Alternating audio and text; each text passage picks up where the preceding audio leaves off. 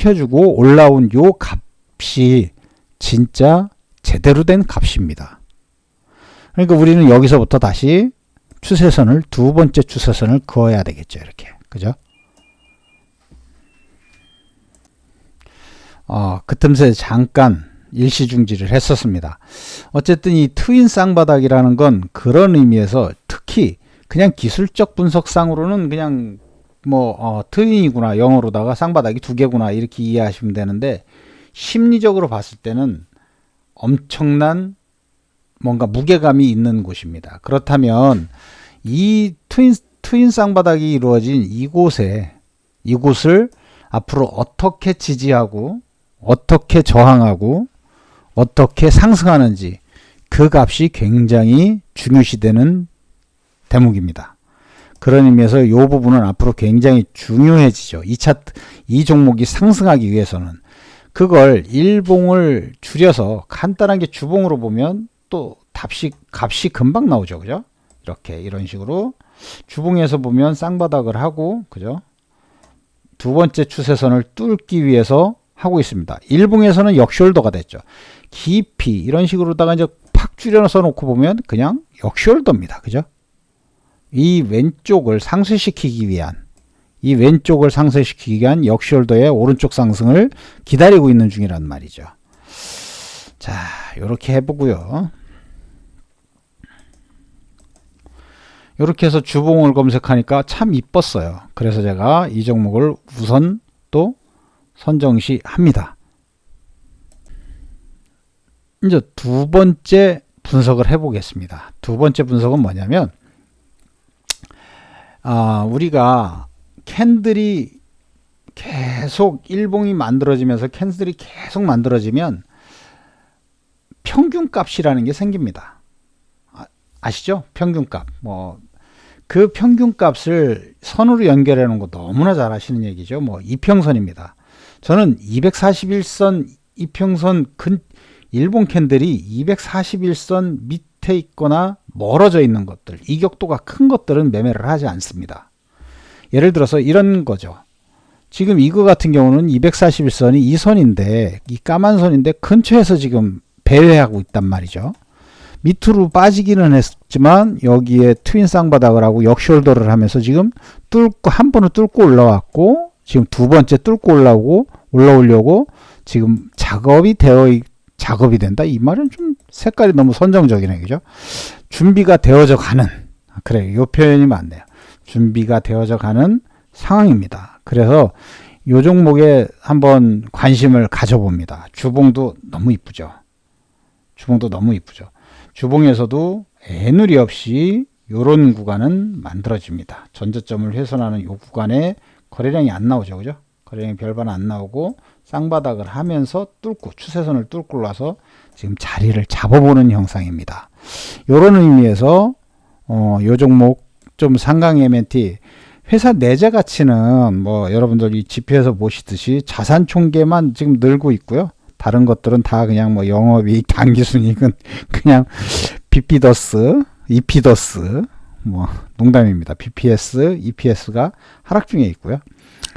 그 다음에 매출액은 지금 요즘에 좋은 일이 있나, 그죠? 아니면 새로운 뭐가 있나? 매출액은 늘고 있습니다. 매출액 증가율도 있고, 매출액도 늘고 있고.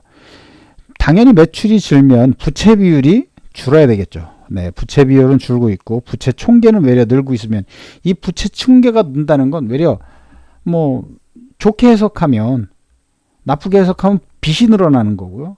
그 빚의 쓰임새가 좋게 해석하면 내가 매출이 좋아서 예를 들어서 그 회사가 상강 MNT가 기계 설비를 하기 위해서 대출을 만약에 더 땡겼다면 당연히 부채 총계 기타 등등이 늘어날 수 있겠죠. 요건 더 자세한 건 들어가서 안에 가서 개개인이 분석해 보시기 바랍니다. 저도 이 부분은 좀 취약한 부분이나 되나서 그냥 대충 중요한 지표만 참고해서 봅니다. 일단은 그 상강 MNT 같은 경우는 그렇게 분석을 해봅니다.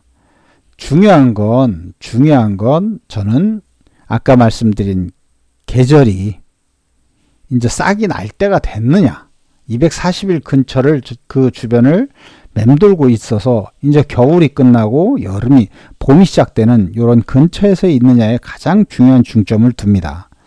그래서 이제 저 같은 경우는 뭐 한 번 이렇게 사면 뭐 수익이 뭐 30% 이상 나거나 아니면 뭐 원하는 곳까지 길게 끌고 가는 스타일입니다. 예전에는 단타를 진짜 즐겨 했는데 사람이 너무 바빠요. 단타를 하다 보니까 말라요 피가. 그래서 요즘에는 그냥 중장기를 주로 요번에는 아니라 이번에 매매 다시 시작하는 상황에서는 중장기로 끌고 갈 겁니다.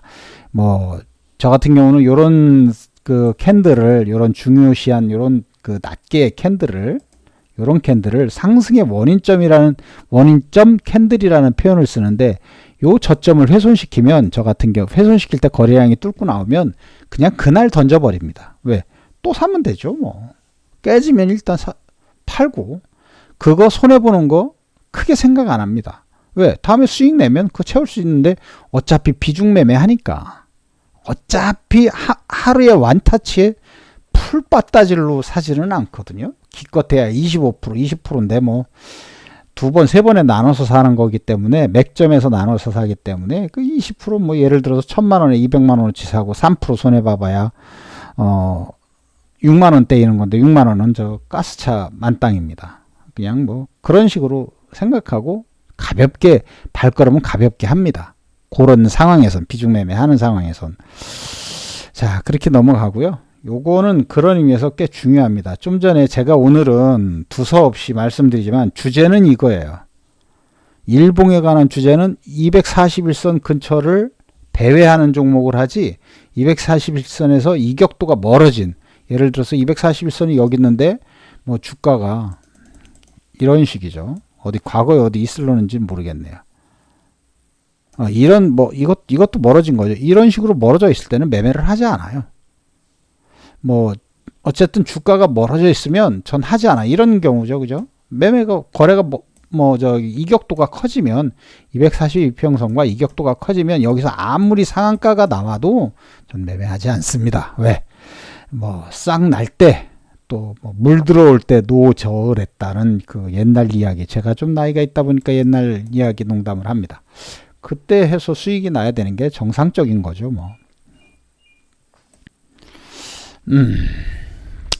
어디까지 했죠? 그 사이에 전화가 와서 제가 잠깐 또 영상을 일시중지했다가 다시 시작한 겁니다.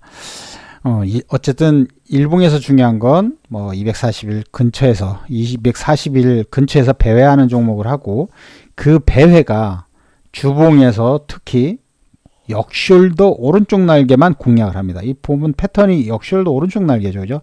쌍바닥에 역숄더 오른쪽 날개. 적어도 일봉은 241선 근처, 주봉은 상승할 때가 되고 주봉에서도 싹이 날 때가 된 그런 종목들만 제가 골라서 매매를 하게 됩니다.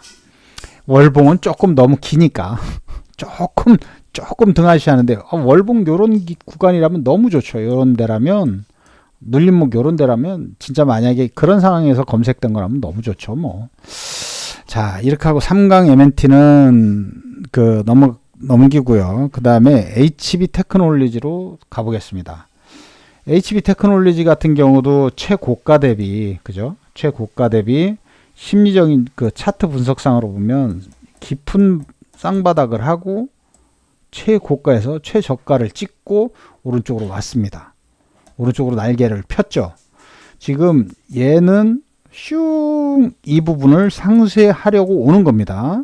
그러니까 적어도 이 추세선인 오른쪽의 이 구간의 상승은 이 구간에 있는 물량들을 적체 물량들을 해소하기 위한 과정입니다. 그러니까 우리가 기다려줘야 된다는 얘기입니다. 왼쪽에 있는 이 적체 물량들을 우리가 들어가서 몸고생 마음고생 하면서 소화해낼 필요는 없다는 얘기죠. 그러려면 어떻게 해야 되겠습니까? 지금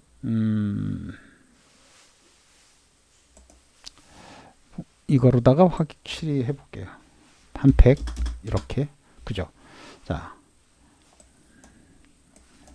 아이고 이렇게 한다면